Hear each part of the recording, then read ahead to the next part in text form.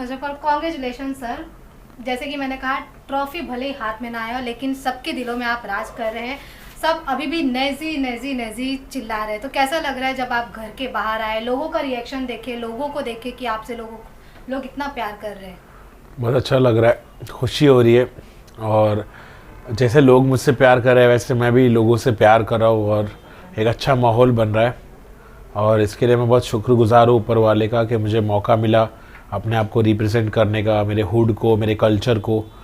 मैं जिसे आइडेंटिटी मैंने पेश किया है, एकदम काम कूल, तो उसमें मैं कामयाब रहा, लोगों ने मुझे प्यार दिया, तो मैं बहुत खुश हूँ और शुक्रगुजार हूँ।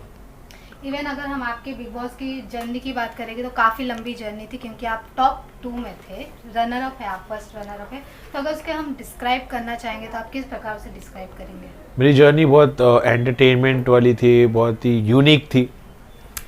दूसरे लोगों की तरह मैं गॉसिप नहीं करता था, बैक बाइटिंग नहीं करता था। मैंने रिश्ते बनाए, जितने भी रिश्ते बनाए सब रियल थे, जेन्युइन थे।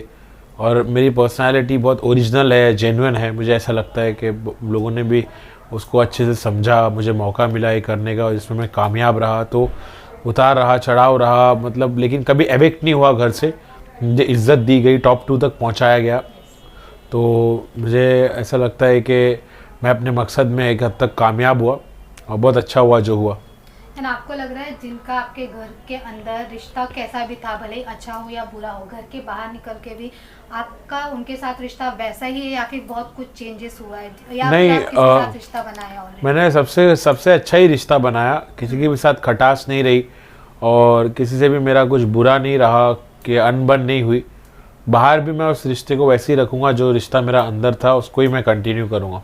इवन कभी ऐसा आपको लगा कि मैं बिग बॉस में आ क्यों गया, या फिर ऐसे कुछ आपको बहुत बुरी लगी चीज़ें, आपको लगा कि हाँ, बार-बार कभी वही कभी चीज़ें सुन रहा कभी हूँ? कभी मुझे अच्छा नहीं लगता था जब वो आपस में एक दूसरे की चुगली करते थे और ये सब गेम की बातें करते थे, तो मुझे कभी कभी बोर होता था और मुझे ऐसा लगता था यार मैं यहाँ क्या कर रहा हूँ, मैं यहाँ क्यों आया।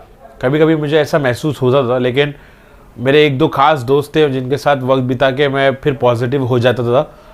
तो इसीलिए मुझे मतलब मेरे दोस्तों के साथ वक्त बिताता था तो मैं ठीक हो जाता था। तो फिर मुझे कभी कभी बुरा लगा, लेकिन फिर मुझे अच्छा लगा। इवन कोई एक ऐसा मोमेंट या फिर जब आपको लगा कि ये आपको सबसे बुरा लगा, कोई आपको कंटेस्टेंट ने कोई चीज़ बोली या फिर कोई आपके साथ ऐसी चीज़ें की, एक कोई आपको अभी भी याद होगा कि आपके जहन में अभी भी वो चीज़ है? नहीं, ऐसी कोई चीज़ नहीं है। मैंने सब सब गलतियों को दरगुजर किया, सबको माफ़ करते हुए आगे बढ़ा गेम में। मुझे कोई रिग्रेट नहीं है, या तो मुझे कोई ऐसा इंसिडेंट नहीं है जो मुझे ज़्यादा बुरा लगा हो। सब नॉर्मल था मेरे लिए। जैसे कि बिग बॉस को हम कंट्रोवर्सी शो मानते हैं, तो ना चाहते हुए भी लोगों का केमिस्ट्री बना देते हैं बाहर निकल के, मतलब बाहर वालों को जो दिखाई देता है लोग वही बोलते हैं। वैसे कहीं ना कहीं आपका सना मकबूल के साथ लोग केमिस्ट्री बनाने लगे। भले आप लोग फ्रेंड्स थे, लेकिन लोग कहीं ना कहीं कुछ ना कोई बोल रहा था, जो कि आपको भी बुरा लगा था एक टाइम पे कि लोग क्या बोल रहे हैं। तो अगर हम आपका सना मकबूल के साथ जो आपकी फ्रेंडशिप है, अगर उसको डिस्क्राइब करने को बोलेंगे तो आप क्या कुछ कहना चाहेंगे? मैं यही कहूँगा कि हम लोग की बहुत रियल फ्रेंडशिप है। इस पर कोई भी दूसरा एंगल लगाने की कोई ज़रूरत नहीं किसी को भी। मुझे लगता है हम लोग बहुत जेन्युइन फ्रेंडशिप किए, बहुत रियल फ्रेंडशिप किए। अब जब लोग उसको दूसरे एंगल से देख रहे हैं तो वो उनकी गलती है।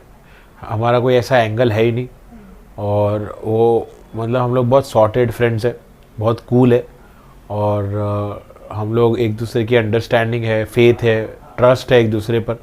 जैसी दोस्ती हमारी अंदर थी वैसी बाहर भी रहेगी। और इंशाल्लाह हम कुछ अच्छा काम करेंगे, कुछ पॉजिटिव काम करेंगे, इस एंटरटेनमेंट की दुनिया में बदलाव लाने वाला काम करेंगे। और जो लोग गलत समझ रहे हैं उनके सारे भरम को हम दूर कर देंगे। अपने आप पता चल जाएगा उनको वक्त आने पर के हम किस बारे में दोस्त है और हमारी दोस्ती किस डायरेक्शन में है। सब लोगों को पता चल जाएगा एक ना एक दिन। इन सब लोग ये भी वेट करे कि आपका और सना का कब कोई प्रोजेक्ट एक साथ आएगा, तो कोई सॉन्ग हो या फिर कोई भी शॉर्ट मूवी है एक्सेट्रा कुछ भी हो, या फिर आप उनको कास्ट करो अपने रैप में या फिर अपने सॉन्ग में, ऐसा कुछ हमें आगे देखने को हाँ, मिलेगा? ज़रूर देखने को मिलेगा ऐसा कुछ। अब हमारी दोस्ती इतनी गहरी है तो हम ज़रूर साथ में काम भी करेंगे। लोगों को हम स्क्रीन पे अच्छे अच्छे दिखते हैं, लोग पसंद करते हैं उस चीज़ को, तो हम ज़रूर काम करेंगे साथ में। यस। इवन अगर बात करें क्यों, एक जो जिनका बिहेवियर सना को भी अच्छा नहीं लगा था और कई लोगों को नहीं अच्छा लगा था कि वो लोगों को ट्रोल करते, जैसे कि रणवीर सर। रणवीर जी है कि सना को काफ़ी कुछ उल्टा बोले, जो कि वो अभी बाहर भी आके बोले कि उनको नहीं पसंद आया था। तो जब वो चीज़ें चल रही थी घर में तो आप कैसा बिहेव कर रहे थे, मतलब आपका क्या रिएक्शन? तो उतना नहीं था, लेकिन आपको कैसा लग रहा था कि कोई किसी को इतना कैसे बोल सकता है? कुछ भी नहीं, सब अपने अपने गेम खेल रहे थे। रणवीर भाई अपना गेम खेल रहे थे, सना मकबूल अपना गेम खेल रही थी। हाँ, मैं ये बोलूँगा कि किसी भी लड़की से कभी भी लाइन क्रॉस नहीं करना चाहिए, लड़की से थोड़ा तमीज़ से ही पेश आना चाहिए। तो ऐसा नहीं है कि वो लड़की है तो वो कुछ भी बोलेगी लड़कों को। तो लड़का लड़की का शॉर्ट ही नहीं है, शॉर्ट ये है कि बस लाइंस क्रॉस मत करो, चाहे लड़की हो या लड़का हो। इंसान झगड़े में, लड़ाई में कुछ ऐसा बोल जाता है जो किसी को तकलीफ़ पहुंचती है, किसी का दिल दुखता है। तो कभी भी लाइंस क्रॉस करनी नहीं चाहिए, चाहे वो लड़की हो या लड़का हो, रणवीर भाई हो या सना मकबूल हो। मैं यही कहूँगा कि झगड़े लड़ाई में कभी भी लाइंस क्रॉस नहीं करनी चाहिए। नेजी देखो, जैसे हमने आपका बिहेवियर देखा, एकदम शांत स्वभाव था, और जब आपके ऊपर मूवी बनी थी गली बॉय, उसमें आपका बिहेवियर बहुत अलग था, और अब आप जब घर के बाहर आए हो आपका नेचर लोगों को काफ़ी अलग लगा। तो हम जानना चाहेंगे कि रियल में नेजी है क्या, उनका बिहेवियर क्या है, वो खुद में क्या है? नेजी यही है कि एक मिस्टीरियस पर्सनालिटी है। नेजी को समझ पाना इतना आसान नहीं है, लेकिन उतना मुश्किल भी नहीं। और नेजी लड़ाई झगड़े में विश्वास नहीं रखता है। नेजी प्यार फैलाने में, दोस्ती में, भाईचारे में विश्वास रखता है। नेजी थोड़ा फ़नी है, थोड़ा सिली है, बहुत नॉर्मल है, सबको रिलेट होता है। और जैसे सब है वैसा नेजी है, और बहुत इंटरेस्टिंग है, यूनिक है, टैलेंटेड है। और बस मैंने अपनी पर्सनालिटी को लोगों के सामने लाया, लोग मुझे पसंद करें, मेरा मकसद पूरा।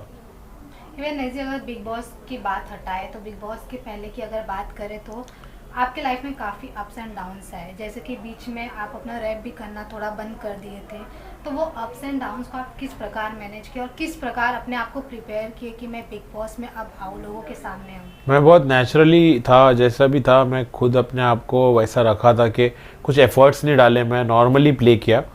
और उतार चढ़ाव तो हर आर्टिस्ट की ज़िंदगी में आता है, तो मैंने उसको बहुत अच्छे से हैंडल किया। जब उतार आया तो मैंने सब्र किया, जब चढ़ाव आया तो मैं उसको बरकरार रखने की कोशिश की और मेहनत किया।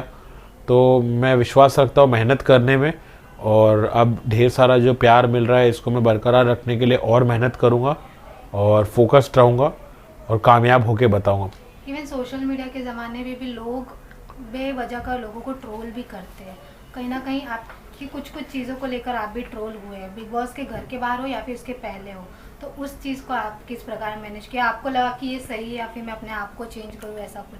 ऐसा कुछ नहीं, मेरे को ट्रोल से कोई फ़र्क नहीं पड़ता, सबका मजाक बनता है, चाहे वो बड़ा आर्टिस्ट हो या छोटा आर्टिस्ट हो। सब लोगों को मजाक मस्ती तो चलते रहती है, मैं उसको पॉजिटिवली लेता हूँ, मैं भी हंस के टाल देता हूँ। उसमें ऐसा कुछ नहीं है कि मुझे बुरा लगता रहा या कुछ, ऐसा कुछ नहीं है। इवन इसके बाद कई साल हो गए, आपके और डिवाइन के कोलैब को लोग मिस कर रहे हैं, क्योंकि काफ़ी लोगों को पसंद आता था आप दोनों के कोलैब को। तो इसके बाद अब क्या कुछ वैसा देखने को मिलेगा? हो सकता है देखने को मिले। तो अभी कुछ प्रिपेयर चल रहा है ऐसा कुछ, या फिर अपकमिंग प्रोजेक्ट्स आपके कुछ? नहीं, अभी तो अपकमिंग प्रोजेक्ट्स मेरे रहने वाले हैं, लेकिन वो मैं सोलो करूँगा। Okay, thank you so much.